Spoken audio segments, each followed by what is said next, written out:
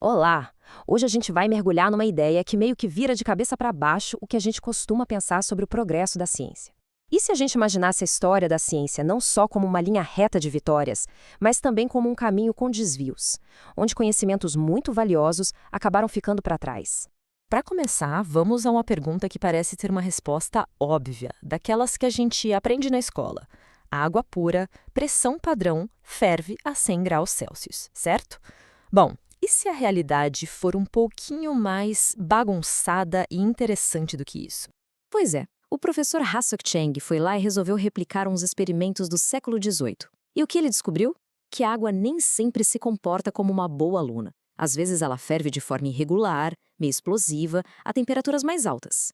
Essa observação, que parece pequena, na verdade abre uma porta enorme para a gente questionar como a ciência avança. Então, o nosso roteiro para essa análise é o seguinte: a gente vai começar falando dessa ciência esquecida, depois vamos definir o que é o tal do pluralismo científico, dar uma olhada no famoso caso da teoria do flogisto, entender os benefícios de ter vários pontos de vista e, por fim, tentar repensar o que é progresso científico de verdade. Bom, vamos direto para a peça central desse quebra-cabeça. Para entender por que aqueles experimentos com a água são tão importantes, a gente precisa primeiro entender o conceito filosófico por trás de tudo, o pluralismo científico. O contraste aqui é bem claro. A ciência moderna, na maior parte do tempo, funciona como uma mentalidade que a gente pode chamar de monista. Ela está sempre buscando a teoria correta, a resposta final. Já o pluralismo sugere algo bem diferente. A ideia de que talvez manter vários sistemas de conhecimento funcionando ao mesmo tempo, mesmo que eles pareçam se contradizer, pode, na verdade, ser muito mais produtivo. E essa citação do professor Cheng é fantástica, né? Ela resume perfeitamente o objetivo dessa perspectiva pluralista. É um sonho que vai contra a busca tradicional por uma única teoria de tudo e defende uma ciência com mais diversidade, mais rica em abordagens. Agora, a gente vai para um exemplo histórico que é simplesmente perfeito para ilustrar isso: a teoria do flogisto. Geralmente, ela é usada nos livros como um exemplo clássico de um erro monumental da ciência. Mas, e se essa visão for simplista demais? Primeiro, só para todo mundo ficar na mesma página. O que era o flógisto? Era visto como uma espécie de essência do fogo. A ideia era bem intuitiva. Quando algo queima, é porque está liberando essa substância, o flógisto, no ar. E aqui está o ponto mais importante. A teoria do flogisto não era um delírio. Era ciência, de altíssima qualidade para sua época. Ela conseguiu unificar coisas que pareciam totalmente diferentes, como queimar madeira e enferrujar metal. Ela explicava perfeitamente processos industriais, como a metalurgia, e até previu a existência do hidrogênio. Era um sistema de conhecimento que funcionava, e funcionava muito bem. E é por isso que a troca pela teoria do oxigênio do Lavoisier não foi uma vitória por nocaute, como se conta por aí. A teoria do flogisto era muito robusta.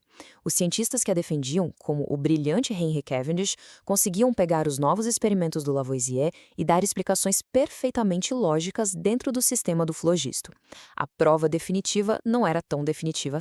Agora, se preparem, porque essa citação de 1926 do famoso químico G. N. Lewis é de cair o queixo.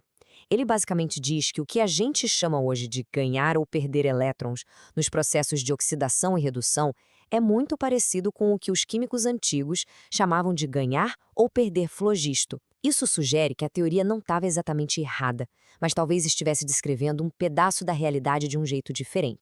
O que nos leva a essa pergunta provocadora. Pense nisso. E se a química tivesse seguido em frente com as duas teorias, a do oxigênio e a do flogisto, lado a lado? Será que a descoberta do elétron, por exemplo, não poderia ter acontecido bem antes? Talvez jogar uma teoria inteira fora tenha nos custado tempo e conhecimento. O caso do flógisto é um ótimo exemplo do potencial que a gente pode perder. Agora vamos sair do caso específico e olhar de forma mais geral por que o pluralismo pode ser tão produtivo para a ciência. Só o fato de tolerar a existência de sistemas diferentes já traz vantagens enormes. É como investir na bolsa. Ninguém coloca todo o dinheiro numa ação só. A ciência também não deveria apostar todas as fichas numa única linha de pesquisa. Além disso, teorias diferentes podem ser mais úteis para problemas diferentes, e ter várias explicações para a mesma coisa só enriquece a nossa compreensão. Mas os benefícios ficam ainda maiores quando esses sistemas diferentes começam a conversar entre si. A gente pode integrar partes de várias teorias para criar tecnologias como o GPS, que precisa da física de Newton, da relatividade e da quântica para funcionar. Um sistema pode pegar emprestado uma ferramenta matemática de outro.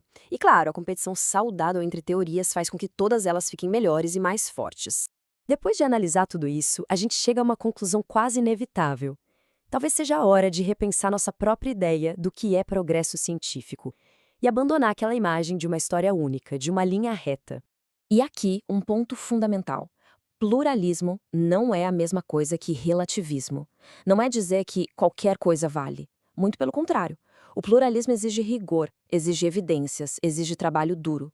A diferença é que ele reconhece que podem existir vários caminhos rigorosos e válidos para se chegar ao conhecimento, e não apenas um. E isso nos leva de volta ao comecinho da nossa conversa. Aqueles experimentos sobre a fervura da água ou as primeiras pesquisas sobre eletricidade não são só curiosidades de museu. Eles são a prova viva de que o passado da ciência, aquilo que foi descartado, pode ser uma fonte de novas descobertas hoje. No final das contas, uma ciência que abraça o pluralismo é uma ciência mais forte. Ela se torna mais flexível, menos dogmática e, talvez o mais importante, ela se torna mais humilde e mais aberta para conversar com a sociedade, reconhecendo que o conhecimento pode vir de muitos lugares e de muitas formas. E para fechar, fica aqui uma provocação para a gente continuar pensando. Se um ato tão simples como ferver a água pode guardar segredos que a gente esqueceu, imagine o que mais pode estar escondido nos capítulos que foram arrancados da história da ciência. O que mais a gente poderia aprender se olhássemos para trás com um pouco mais de curiosidade e um pouco menos de certeza?